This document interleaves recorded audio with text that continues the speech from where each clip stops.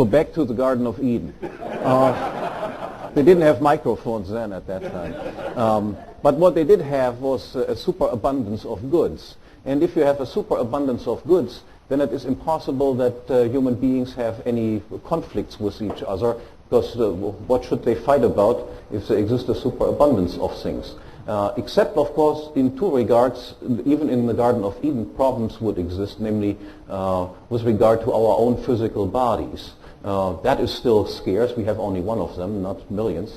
And of course, the standing room on which our physical bodies rest. And insofar as scarcity exists even in the Garden of Eden in these two regards, conflicts are possible. And because conflicts are possible, it would be, even in the Garden of Eden, necessary to have certain rules in order to avoid these conflicts. And the rules would have to be rules assigning rights of exclusive control, rights of ownership with regard to scarce resources, namely our bodies. And what the rules would be most likely adopt in the Garden of Eden would be every person is the owner of his own physical body and can do whatever he wants with his own physical body, and anybody else who wants to do something to me or I want to do something to somebody else, he would need the permission of the owner. And the second rule that we would need is I can move around wherever I want, but I cannot try to occupy a space that has already been occupied by someone else.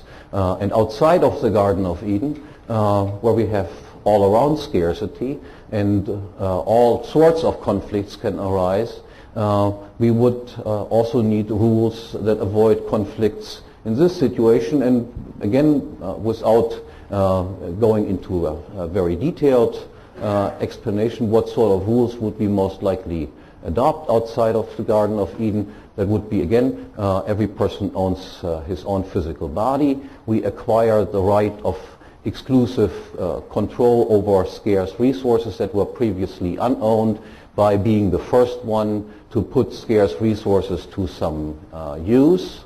The third rule would be whoever uses his physical body and some originally appropriated, previously unowned goods and further produces something with the help of his body and so forth, would be the owner of whatever he has produced. And the final rule would be the rule that exclusive rights of control over scarce resources can also be acquired by voluntarily transferring ownership from a previous owner to a later owner. These elementary rules are very old rules. Through all of mankind, basically, these rules have been recognized. They make intuitive sense. It should also be clear that the alternatives to these rules are rather absurd. The first alternative to self-ownership would be slavery, which is morally objectionable as well as economically inefficient. If the second person coming along would become the owner of something, then the second person would become the first, because the first one wouldn't do it. And that has absurd consequences. If the first owner would have to share ownership with other people, then again conflicts would not be avoided, and in addition this would be economically unproductive, because the incentive to be the first would be reduced and so forth. The incentive to be the producer would be reduced if the producer would have to share his property with those people who have not produced it, and so forth.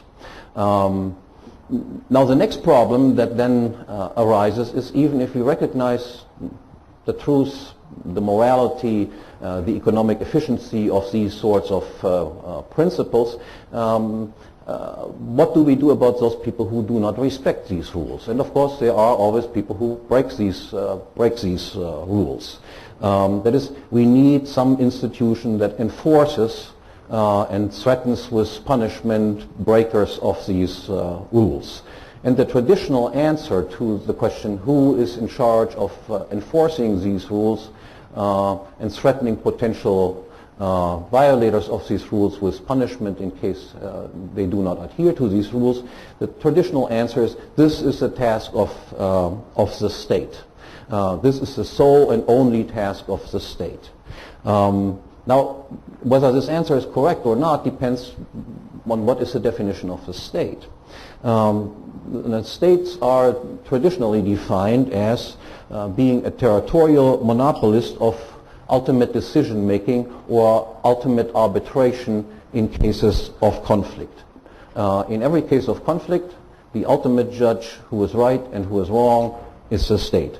And because the state is the monopolist of ultimate decision-making, the state has then, by implication, also the right to say what the price for its arbitration is, and it can unilaterally impose what the price will be. That is to say, the state is also a territorial monopolist of taxation. Now, once we have this definition of the state in front of us, then it is not all that difficult to discover that there is something wrong with this answer to the question, who should enforce the rules that I initially explained. First of all, we have a classical argument against any type of monopoly. And as I said, the state is a monopolist. He is the only one that can do such and such.